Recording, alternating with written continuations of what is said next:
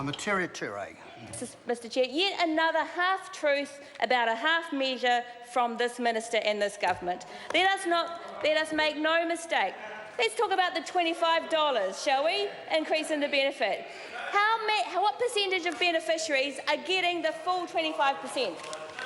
It is less. It is about 50%, right?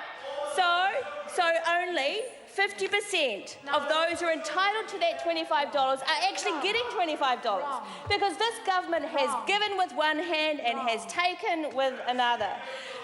22,000 of those families will be losing money because of the income-related rents.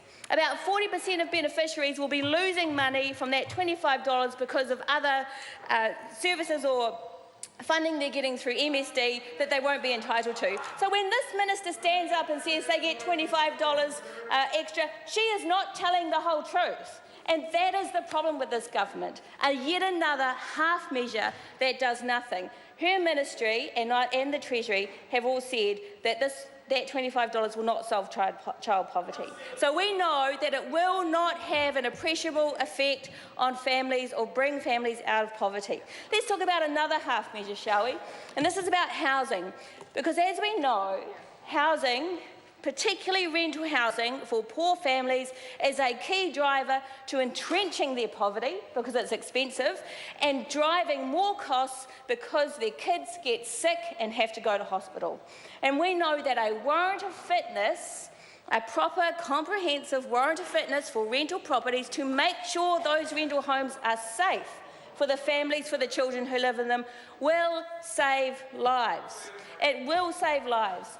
The Otago University has come out with a report just in the last couple of weeks saying that insulation to 2008 standards and a heating device saved 19% of children in those homes, in those rental homes, going to hospital. A 19% reduction in hospitalisations because of high-quality insulation and a heating device. What is this government going to do with their miserable insulation bill? Sorry to interrupt the honourable member. The time for this debate has expired. Members, the question is that the reports of the committees relevant to the social development and housing sector be noted. Those of that opinion will say aye. Aye. To the contrary, no. The ayes have it. The ayes have it.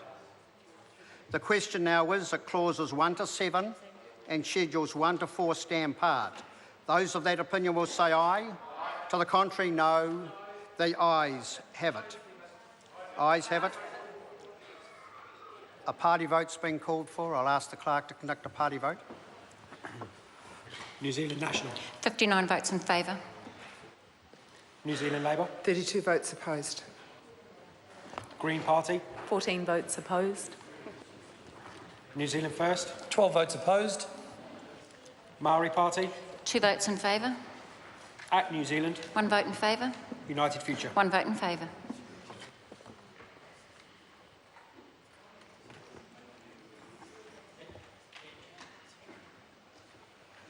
Members, the ayes are 63, the noes are 58. The clauses and the schedules will stand part. I will report the appropriation 2014-15 confirmation and validation bill without amendment. Thank you.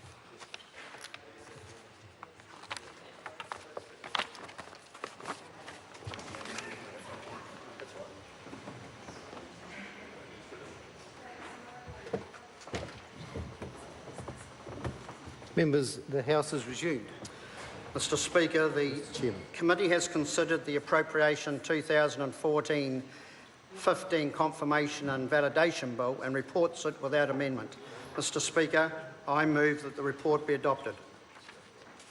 Members, the question is that the report be adopted. Those of that opinion will say aye. Aye. And the contrary, no. The ayes have it. The bill is set down for third reading forthwith. The Honourable Amy Adams. I move that the appropriation 2014-15 confirmation and validation bill be now read a third time. The question is that the motion be agreed to. Those of that opinion will say aye. And to the contrary, no. The ayes have it. The clerk will conduct a party vote. New Zealand National. 59 votes in favour.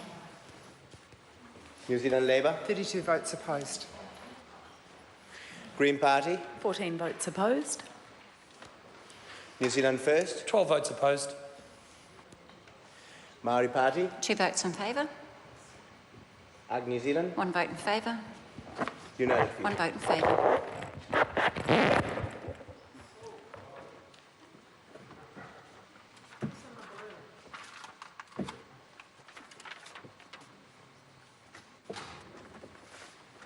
Members, the ayes are 63 and the noes are 58. The motion is agreed to.